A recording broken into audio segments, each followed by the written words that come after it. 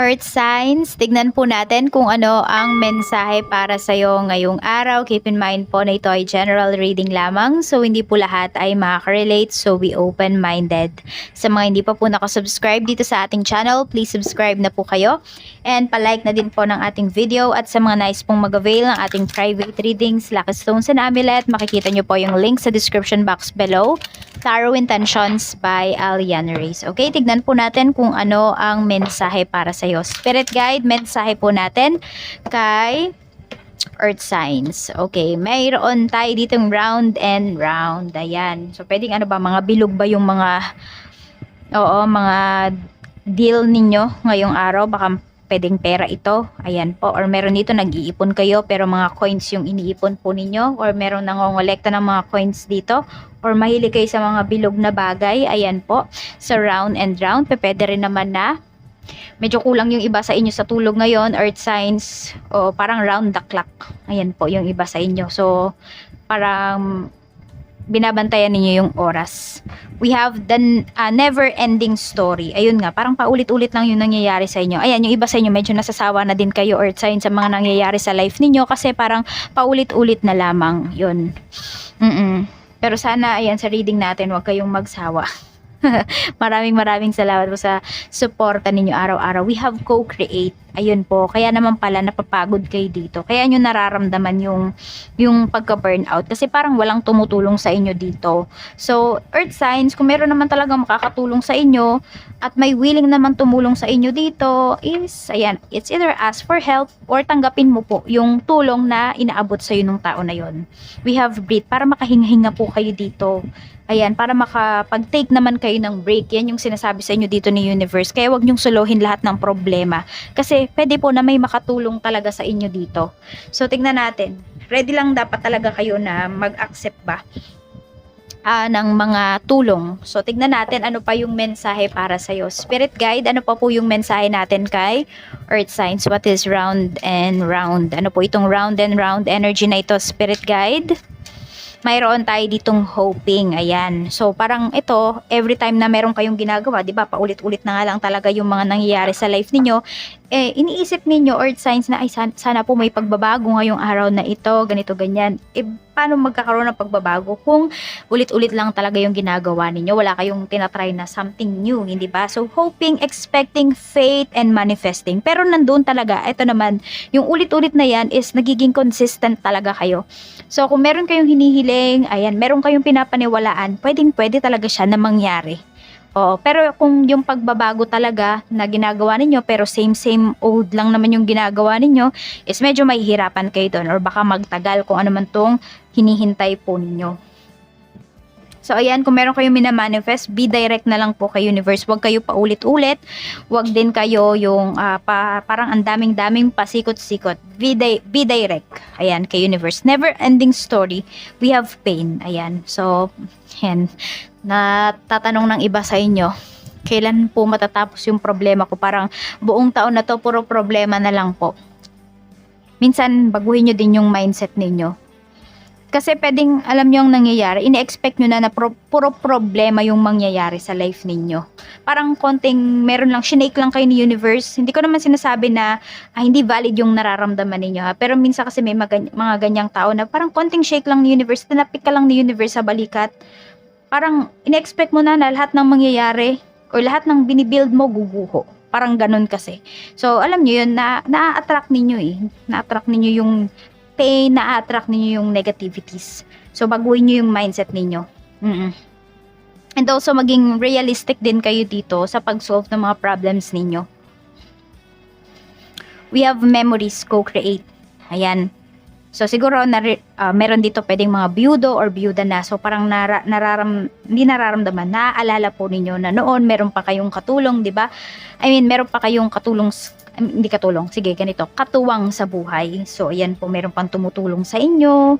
Yan. Parang, ang pait kasi pwedeng, mabilis bang kinuha yung tao na yon or parang bigla na lang bang nagbago, ganyan.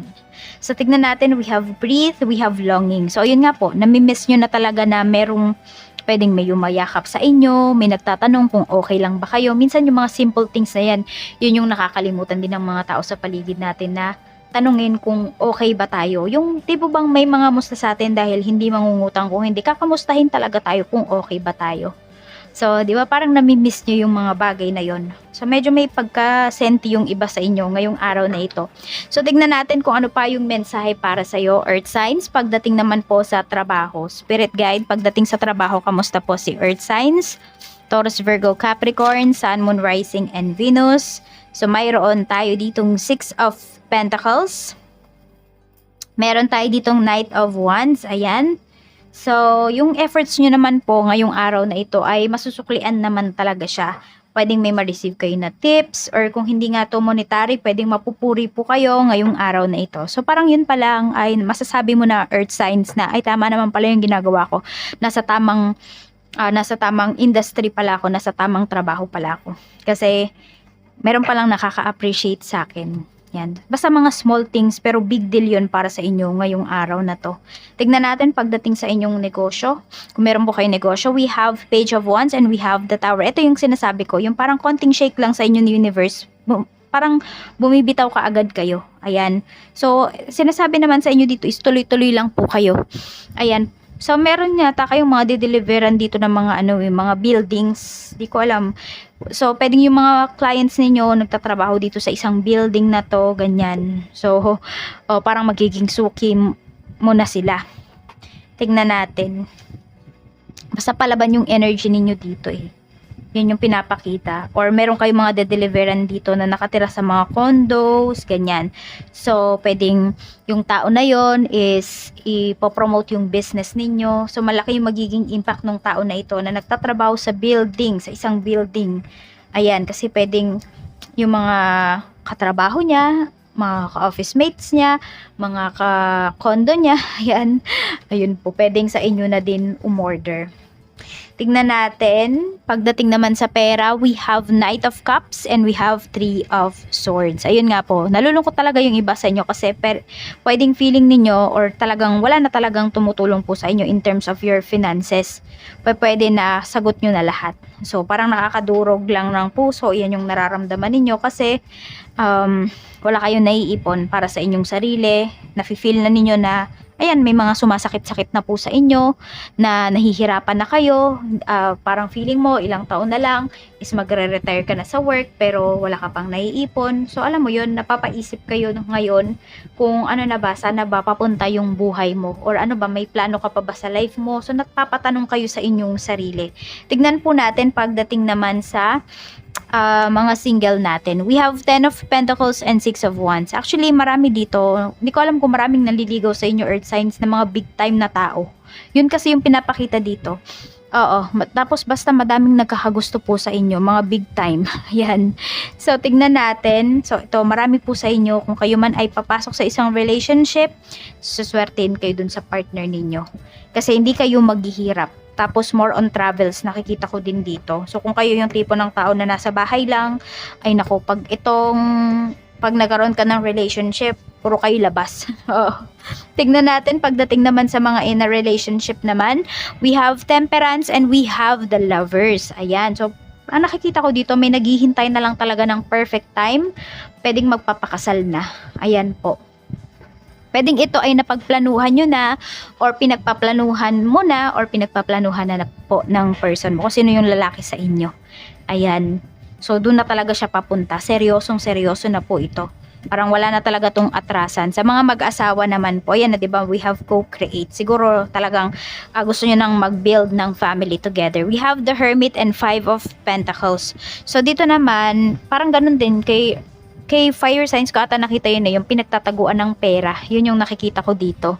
So parang meron kayong pinag-aawayan or siguro kung hindi ito pinagtataguan ng pera, more on ito po yung inyong pinag-aawayan ngayon ng asawa mo regarding finances. Hindi ko alam kung naubos ba kaagad yung binigay po sa inyo o yung binigay mo sa asawa mo, earth sign. So kaya yan, parang cold. Ang cold po ng energy, mukhang hindi kayo nagpapansinan dito. Hindi ko rin alam, pero meron ako na-feel dito, kanya-kanya kayo ng pera. Yan, parang alam mo yung kahit mag-asawa kayo, is magkaiba yung pera ng asawa mo, magkaiba yung pera mo. Hindi kayo nagsisharean or kanya-kanya kayo ng hawak ng pera, ganun.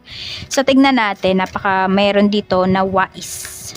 rejection, abandon, dismiss, irrational fear. Ito yung ano ninyo, natatakot kayo na humingi ng tulong earth signs kasi baka ma-reject po kayo. So, pag lagi nyo kasi, 'di ba, may fear kayo dito. Sabi ko nga sa inyo minsan yung dito din yung about sa pain, yung or sa mga negative things na mangyayari po sa life ninyo. Parang ano na siya hindi na talaga siya dapat pero iniisip nyo pa rin kaya na-attract po ninyo. So ayan, kung meron kayong a-applyan dito, meron kayong hihingan ng tulong, wag nyo pong isipin na mare-reject kayo. Oo, kasi na-attract nyo kaagad. So ito po yung lucky numbers. We have 25, 37, 40, and 29. Maraming salamat po. Mag-iingat kayo always and more blessings to come. Bye-bye!